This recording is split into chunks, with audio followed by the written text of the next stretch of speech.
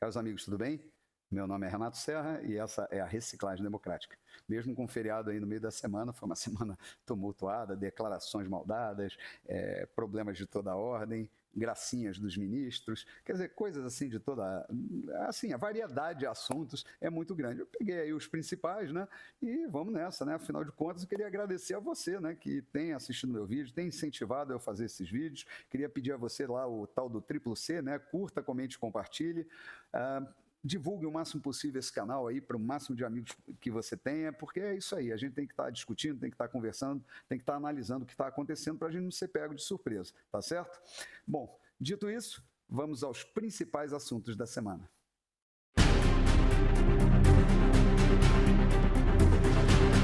E a semana começou com as repercussões aí da declaração do presidente Lula a respeito do déficit fiscal para o ano que vem, né? Quando houve aquela substituição do teto de gastos pelo arcabouço fiscal, ele mandou o ministro da Economia lá falar sobre que haveria uma garantia, né, que o dispositivo era garantido, que o ano que vem o déficit seria zero e que o governo era responsável, que aquilo era um compromisso de governo. Quer dizer, isso aconteceu em agosto. Só que agora tudo mudou, né? O governo vem observando a queda na arrecadação, né, o aumento no gasto público, não tem qualquer disposição de cortar gastos, né? É um governo perdulário, é um governo gastador, é um governo que já gastou mais de 700 milhões em viagens do presidente, quer dizer, é um governo que colocou sigilo nos gastos da primeira-dama, né? Colocou lá sigilo tanto nos gastos de viagem quanto nos gastos do seu cartão, um governo que disse que não ia botar sigilo em nada. É um governo que mostra para o que veio, né? Ao mesmo tempo, o Congresso que vê, né, uma oportunidade, inclusive, de não tomar medidas impopulares em ano eleitoral, que seria algum corte de gasto, vê essa sinalização do governo de forma positiva. Isso é parte do Congresso, aquela parte irresponsável que só pensa no poder.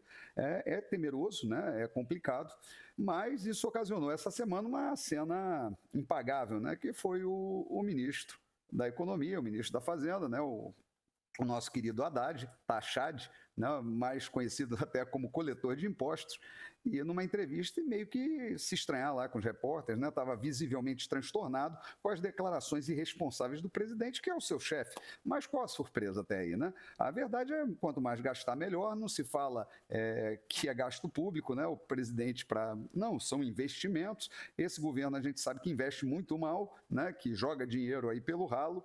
E é isso aí, ano eleitoral, PT querendo recuperar aí o tempo perdido, fazendo das suas e botando ali um ministro, né, vamos dizer, de saia justa na frente dos repórteres. Mas a verdade é que nem só de impostos vive o governo, vive também de uma série de outras taxas e de amigos, né, que se juntam para receber, né, e mamar nas tetas do governo, que na verdade é na teta do cidadão. E o governo já mandou um projeto aí para ressuscitar essa semana, né, o DPVAT, que era aquele seguro obrigatório lá daquela seguradora líder, que tinha ali um político envolvido, aquele negócio, aquele esquemão bilionário, né, porque no PT só vale esquema bilionário.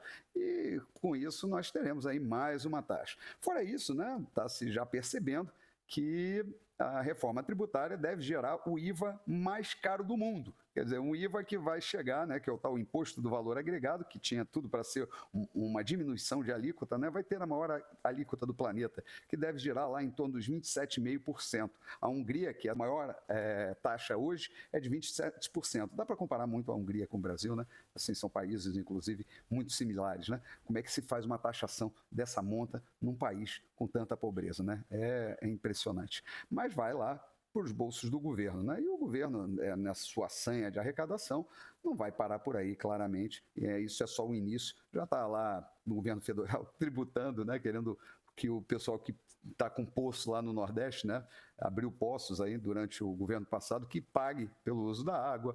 Quer dizer, já tem ali o governo do Ceará falando assim, cobrar a água da transposição do Rio São Francisco. Tudo isso aconteceu essa semana. Então está todo mundo querendo arrecadar bastante, só que quanto mais aumenta a arrecadação, mais o imposto vem descendo a ladeira.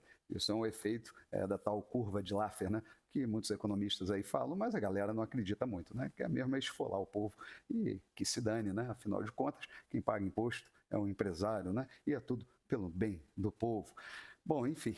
Mas essa semana também nós tivemos a maravilhosa notícia que a vacina, né, da Covid, ela entrou no Plano Nacional de Imunização, se tornando assim obrigatória para crianças, o que é um absurdo, uma temeridade, porque é uma vacina que em alguns países ela já nem é mais nominada dessa forma, e sim como terapia genética. Tem várias dúvidas sobre esse pseudo-imunizante que não imuniza ninguém, todo mundo que toma contrai a Covid. Se fala que não, mas uma vez vacinada, ela contrai da forma mais branda a doença. Ninguém sabe disso, não tem dados sobre isso. Quer dizer, tem países aí que tem 25% da população vacinada, em comparação a países com mais de 90% da população vacinada, e a taxa de mortalidade é praticamente a mesma. Então, o que explica isso? Quer dizer, uma série de dúvidas, quer dizer, laudos que são produzidos pelo laboratório interessado, né, o fabricante, para botar isso, constituindo um lobby assim impressionante. Não tem nada a ver se é contra a vacina, tá, gente? Existem vacinas seguras, comprovadas, com anos, décadas aí de teste, e agora o governo, não sei por quê, cargas d'água, é um governo ideológico de todo jeito, né? Então botaram isso, quer dizer, a ciência do consenso, né? Chegou-se a um consenso ali dentro do Ministério que tem que botar essa terapia genética no Plano Nacional de Imunização. É uma bigodagem. A verdade é que ninguém sabe quem vai pagar os danos disso no futuro, né? Se eles vierem, se realmente essa vacina que tem tanta polêmica em cima, ela realmente for uma vacina que causa efeitos irreversíveis para a população. Para quem não sabe, a Pfizer decretou lá, pediu, né, sigilo de 70 anos em todos os documentos do desenvolvimento da vacina lá nos Estados Unidos. A Suprema Corte não deu esse sigilo, abriu para todo mundo, está todo mundo estudando isso, o que está aparecendo é assustador, né? Então, do processo todo de desenvolvimento dessa vacina. Então, isso deve aparecer, mas aqui a grande mídia não quer falar nisso, quer bater palma. E o Brasil é também o primeiro país no mundo a botar a vacina da Covid no seu Plano Nacional de Imunização, né? Mais uma ação jabuticabesca, uma ação tupiniquim do nosso governo. Bom, fora isso, a gente, falando assim em tupiniquim, né, não pode deixar de falar da CPI das ONGs da Amazônia, que está rolando lá no Congresso. É uma CPI que está na mão da oposição e o que está aparecendo lá também é escabroso, né? Existe uma promiscuidade clara ali entre as ONGs e agentes do governo, quer dizer, ora eles estão dentro da ONG, ora estão fora, quer dizer, existe uma ação ali integrada, essas ONGs são internacionais, quer dizer, constituem de fato um poder paralelo, eles impedem inclusive a ação do Estado dentro dessas áreas demarcadas, quer dizer, a polícia não entra, o exército não entra, o Estado não entra, tem agredido pessoas ali, né, que tem títulos de propriedade há quase 100 anos, quer dizer, algum caso lá que foi visto que as unidades de conservação aumentam sem qualquer critério que não seja a própria pressão das ONGs e capital internacional.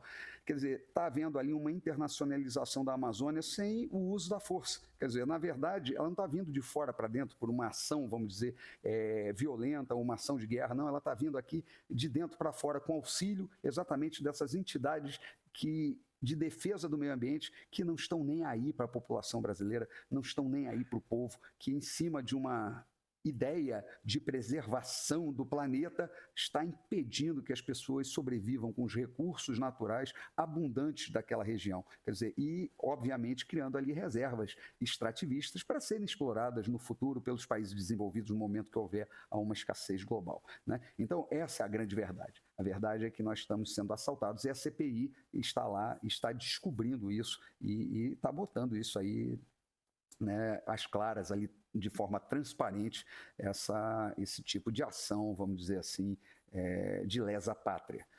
Bom, a gente também não poderia deixar de falar, né, do nosso querido ministro Flávio Dino, que agora ficou aí numa saia justa também, afinal de contas, não teve outra saída senão decretar uma GLO no Rio de Janeiro, e mostra ali uma total incompetência dele como ministro da Justiça e Segurança Pública, né? Já se fala inclusive em dividir a pasta, porque ele não está conseguindo dar conta disso, mas de qualquer forma, a ação de GLO complementar, como sempre foi, né, as ações de GLO no Rio, não houve uma intervenção total, sempre é uma intervenção com a participação do governo local. Então é mentira quando falam que as GLOs anteriores, como uma certa militante global falou, foram diferentes. Não, sempre foi sim com a concordância, com a colaboração das instituições, tanto do Estado quanto da União. Então isso é papo furado, é mais uma GLO exatamente para cuidar de um problema hoje que é exatamente essas zonas de exclusão que hoje tem na cidade, que é o outro poder paralelo, né, que pode ser para mim, comparado, por exemplo, ao Hamas. Afinal de contas, hoje, os territórios, né, dentro da cidade do Rio de Janeiro, dominados por essas organizações terroristas, dão praticamente o dobro da área da faixa de Gaza, né? Então, eu não sei o que o governo está esperando para declarar, né, essas organizações como organizações terroristas. Narcotráfico, né? Narcoterroristas. Afinal de contas, eles dominam áreas, né, submetem a população às suas próprias leis, fazem isso com o uso da força, com o uso de armas de guerra e, quando são confrontados, tocam o terror, né, incendeiam ônibus, ameaçam as pessoas. Então, o que são essas pessoas, afinal? São criminosos comuns? Não creio. Eu acho que está na hora da gente encarar o problema como ele realmente é, né? Se trata ali de organizações terroristas, né?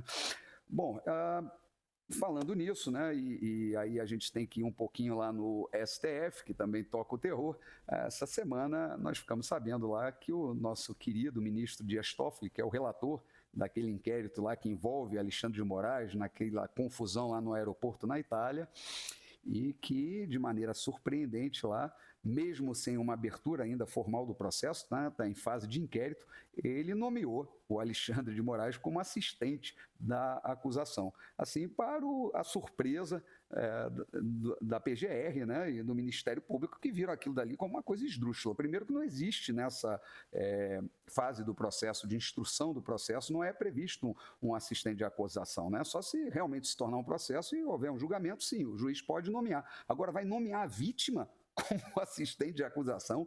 Quer dizer, o Supremo Tribunal rasgou já a Constituição, o devido processo legal, a lei da magistratura, já rasgou tudo para o alto, jogou para o alto e não está nem aí, já não sabe que é praticamente intocável, porque nós temos ali um Senado de bananas, né? E essa turma ali, comandada pelo Rodrigo Pacheco, que realmente não quer se indispor, né, com o STF, está assistindo tudo isso achando, no mínimo, graça, né? Mas, mesmo assim, com tudo isso, né, como o Supremo realmente não tem freio, o Senado, né, pelo menos, conseguiu aprovar, né, aquela PEC, né, que vai limitar um pouco os poderes ali do Supremo Tribunal, e ela foi encaminhada, né, para a Câmara e está passando nas comissões para ser aprovada. É um esforço, né, mas ainda é muito pequeno para o tamanho do problema que hoje se tornou o Supremo Tribunal Federal. E essa semana também ficamos sabendo aí da segunda condenação, né, de inexigibilidade ali do ex-presidente. A primeira foi um total absurdo, né, que foi aquela questão lá da reunião com os embaixadores, quer dizer, era uma competência do presidente, ele tem lá a competência constitucional de convocar os embaixadores, convocou, falou das suas apreensões com relação ao sistema eleitoral. Ele, como presidente, deveria ter a liberdade de expressão de falar isso, mas o sistema, nós vivemos na democracia relativa, né? Se nem o presidente pode falar sobre determinados temas, imagina você, cidadão comum, né? Você está ali tutelado por essa turma que está defendendo a democracia do cálice. Cálice, não fale nada, não conteste, porque tudo isso é uma agressão contra a democracia. Então, você tem que ficar quieto, cala a boca e não fala nada. Bom, é um absurdo aquela condenação, aquilo não foi crime, na minha opinião, já essa questão do 7 de setembro, eu sei que os meus amigos aí vão discordar, mas eu considero sim que houve crime eleitoral, né? Houve ali sim o uso de um evento público, oficial, que acabou se confundindo com um evento de campanha e realmente, nesse caso, eu acredito que o presidente teria que ser condenado. Mas nunca, jamais a inexigibilidade. Condenado a uma multa, no máximo, porque, inclusive, as imagens do 7 de setembro, elas foram proibidas de serem utilizadas na campanha. Então, houve o evento, né, aconteceu o evento, que ele poderia tirar de vantagem durante a campanha eleitoral lá, que era apresentar aquelas imagens, o próprio Tribunal Eleitoral tirou do ar, então impediu, então aquilo já era uma pena. Poderia até estender essa pena a uma multa, mas jamais a inexigibilidade, porque a gente vê isso todo momento, né, político subir no palanque, falar alguma coisa, tá em cargo público, comparecer em locais que ele não deveria estar, né? Afinal de contas, durante a campanha, ou então durante a pré-campanha, e o máximo que acontece realmente é uma multa ali, alguma coisa assim, nunca se cogitou em inexigibilidade. Isso na verdade, é evidente perseguição, está na cara a perseguição, assim, da democracia relativa, né? E o mais engraçado foi ver lá quem presidiu, né, que está na presidência hoje do TSE, que é o ministro Benedito, missão dada é missão cumprida, maioria que deu o seu voto lá, aliviando o Braga Neto, botando o Braga Neto só com multa, mas depois de ouvir o voto do Alexandre de Moraes, ele vai lá como bom puxa-saco e como capanga, mudou o seu voto, né? E aí também estendeu a inexigibilidade lá para o Braga Neto. Quer dizer, uma coisa assim, realmente patético, né? A gente vê um país que com uma justiça dessa, né? Onde é que nós vamos parar, né? É ridículo, mas é isso aí.